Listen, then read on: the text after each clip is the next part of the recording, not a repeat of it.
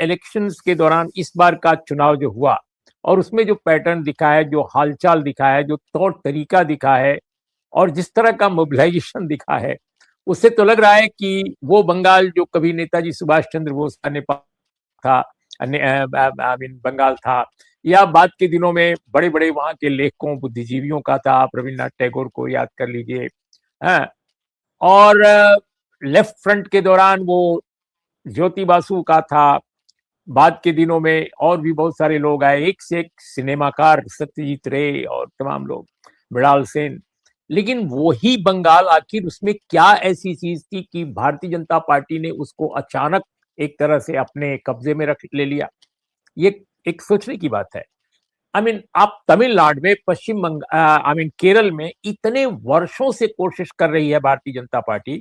Bharatiya Janata party जब पैदा भी नहीं हुई थी, जब वो जनसंघ थी, जब वो जनता पार्टी में विलीन हुई थी, तब भी अब आपको मैं बताऊं कि आरएसएस काम कर रहा था तमिलनाडु और केरल में। केरल में तो खास तौर पे 2 जिलों में मैं अच्छी तरह जानता हूं, क्योंकि केरल मैंने कवर किया है बहुत अच्छी तरह। तो इतने वर्षों की साधना उनकी जो विद इन द कोर्ट है, उसके बावजूद वो असफल क्यों नहीं हुए वहां इतने बड़े पैमाने पर? केरल छोटा राज्य है, तमिलनाडु थोड़ा बड़ा राज्य है, लेकिन बंगाल में वो सफल हुए। आज केवल नहीं, इसके पहले भी सफल हुए। उन्होंने काफी अच्छा वोट डाला, वोट पाया। आई मीन लेफ्ट फ्रंट और कांग्रेस का बिल्कुल भट्ठा बैठ गया। तृणमूल कांग्रेस बनाम बीजेपी की लड़ाई शुरू हो गई पिछली बार से ही।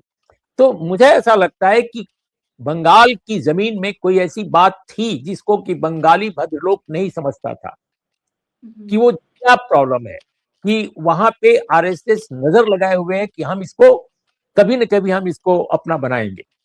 तो 2-3 बातें हैं, मैं बिल्कुल संक्षेप में कहकर फिर आपको अगले सवाल के लिए फ्री करूंगा। एक तो ये कि मुस्लिम आबादी बंगाल में काफी है। आई मीन 27 से लेकर के 28-29% के आसपास कही जाती है। तो एक तो ये बात हमेशा कुछ खास तरह के संगठनों को खलती थी कि भाई इस तरह के समर्थन, इन समुदायों के समर्थन से दूसरे जो दल अपने को जो सेकुलर कहने वाले हैं, वो अक्सर अपनी सरकार बना लेते हैं। तो वहां भी एक मामला आया। फिर वो ध्रुवीकरण की राजनीति बहुत तेज उसने किया। इसके अलावा बंगाली भद्रलोक जो है 6-7% से ज्यादा नहीं है बंगाल में। जातिवार जनगणना जब होगी तो सब कुछ क्लियर हो जाएगा। बाकी जो पूरा प्रदेश है आदिवासी, दलित, ओबीसी, माइनॉरिटी, इन लोगों का है।